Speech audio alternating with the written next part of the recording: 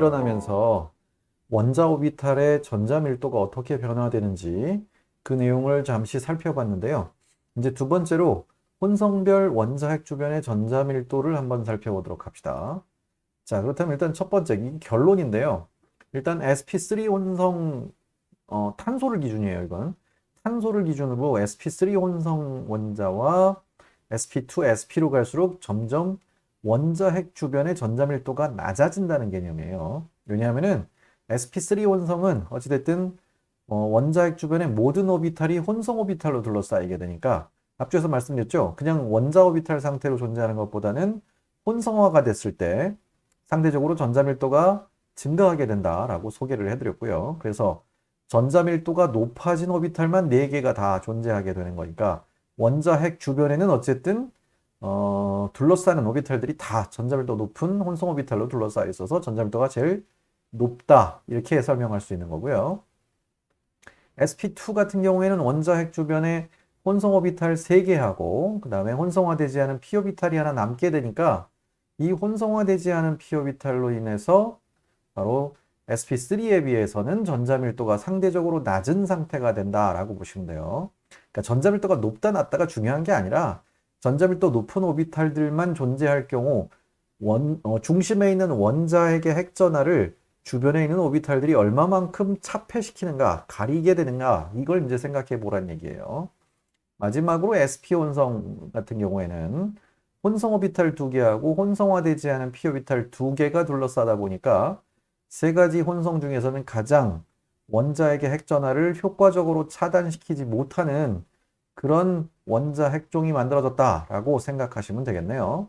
그래서 중심 원자핵의 핵전하가 외부 전자에 대해 인력을 작용할 때 sp3 원성에서 가장 핵전하가 차폐되기 쉽다, 가리워지기가 쉽다 그 얘기예요. 전자밀도 높은 오비탈들만 있으니까.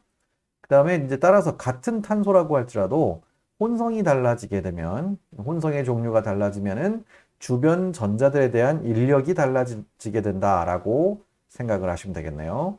아마도 그 대부분의 경우 요거를 이제 뭐 sp3 혼성에서 s 캐릭터가 이거는 25%고 얘가 뭐 33.3%, 얘가 50% 이렇게 해서 그 혼성별 S 캐릭터가 증가하게 되면은 뭐 전자에 대한 인력이 증가한다 이렇게 배우셨을 거예요. 저는 이제 그거를 스토리로 만들어서 풀어내는 거죠. 그러니까 그냥 단순하게 몇 퍼센트냐, S 캐릭터가 몇 퍼센트냐에 따라서 전자를 잡아당기는 그 능력, 그거 자체를 이렇게 그냥 암기하듯이 하는 것보다는 어쨌든 스토리가 있어야 돼요. 모든 과학 이론은 전부 원리가 있고 그 원리에 따른 스토리가 밑바탕이 됐을 때 외우지 않고 이해할 수 있는 그런 바탕을 마련할 수 있다라고 얘기할 수 있겠죠. 그래서 어쨌든 같은 탄소라고 할지라도 혼성의 종류가 달라지면서 주변 전자들에 대한 인력이 달라지게 되는 것이고요.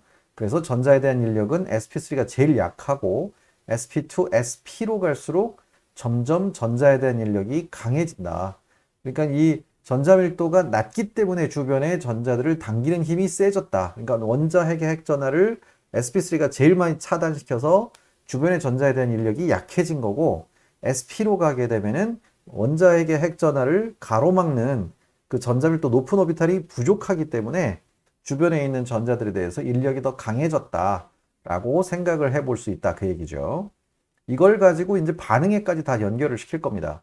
그러니까 sp3 같은 경우에는 강한 결합만 4개가 있으니까 여기서 특별한 반응이 일어나지는 않겠지만 sp2 혼성에 있는 파이 전자하고요, sp 혼성에 있는 파이 전자 이 둘을 비교해봐도 sp2에 이게 sp2 혼성의 탄소들이 전자에 대한 인력, 이 파이 전자에 대한 인력을 작용하고 있다라고 가정했을 때 이 전자를 빼앗아가는 양성자 같은 친전자체를 한번 생각해 보시라는 얘기예요. 그때 속도하고 sp 혼성의 사이에 껴있는 파이 전자들을 이렇게 H 플러스 같은 양성자가 빼앗아가는 친전자성 반응을 한번 생각해 보자 라고 한다면은 sp2가 sp에 비해서 전자에 대한 인력이 약하죠. 따라서 이게 전자를 빼앗길 확률이 더 높고요. 얘가 더 전자를 빼앗길 확률이 떨어진다. 그러니까 속도를 비교한다면 얘가 더 빠른 반응을 하게 될 거고 얘가 더 느린 반응을 하겠구나 라고 예상이 가능하다. 뭐 이런 걸 생각해 볼 수가 있습니다.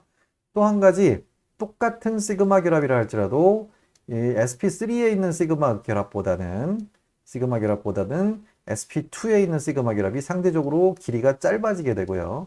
sp 혼성이 가장 짧은 시그마 결합을 가지게 되겠구나.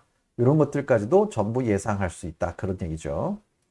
자, 그래서 sp 혼성은 이웃 원자의 전기음 성도보다, 그래서 이웃 원자라는 것은 이건 탄소를 기준으로 할 때 sp 혼성 탄소는 이웃 원자 그러면 질소예요. 주기율표상에 여기 빠졌는데요.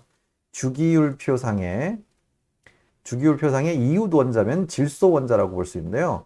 이웃 원자의 전기음 성도보다도 강한 전자 인력을 가지게 된다. 이렇게 생각하시면 되겠죠. 그러니까 다시 말해서 주기율표상에서 C, N, O, F 이런 순서대로 전기음 성도가 증가하게 되는데 이 탄소가 sp 혼성이 돼 버리면은 질소를 능가하는, 질소보다 더 강한 전자에 대한 인력을 가지게 된다라고 생각을 하시면 되겠고요. 질소도 마찬가지예요. 질소 원자도 만약에 혼성의 종류가 sp가 되버렸다 그러면 산소보다 전기음 성도가 세졌다라고 가정을 하시는 게 좋습니다. 그래서 종종 이런 경우들이 나오는데 CC 3중결합 끝에 수소가 하나 붙어 있을 때 이 수소는 pKa 값이 25 정도 나오죠. 25.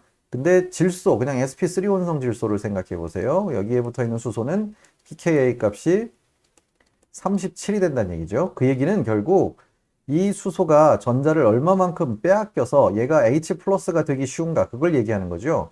얘가 H+가 돼서 떨어져 나가는 그 비율을 봤을 때 오히려 이 sp 혼성 탄소가 sp3 혼성 질소보다 전자를 땡기는 힘이 더 세진 거다라고 가정하지 않으면 이런 결과는 나올 수가 없겠죠. 아무튼 그런 식으로 이 이주기 원소들 같은 경우에는 각 원자의 혼성을 비교해 보시면 그 혼성에 따라서 각각의 그 전기음 성도가 어떻게 달라지게 될지까지도 어느 정도 예측이 가능하다라고 보시면 되겠습니다. 그래서 이런 식으로 생각해 보시면 되겠고요. 그래서 전자에 대한 인력은 sp 혼성 탄소가 sp3 혼성 질소보다도 더 강한 이런 기현상이 발생하게 된다. 이런 것들까지 혼성별 원자핵 주변의 전자 밀도를 이용해서 설명을 할 수 있는 내용이다 라고 정리를 해드릴 수 있겠네요.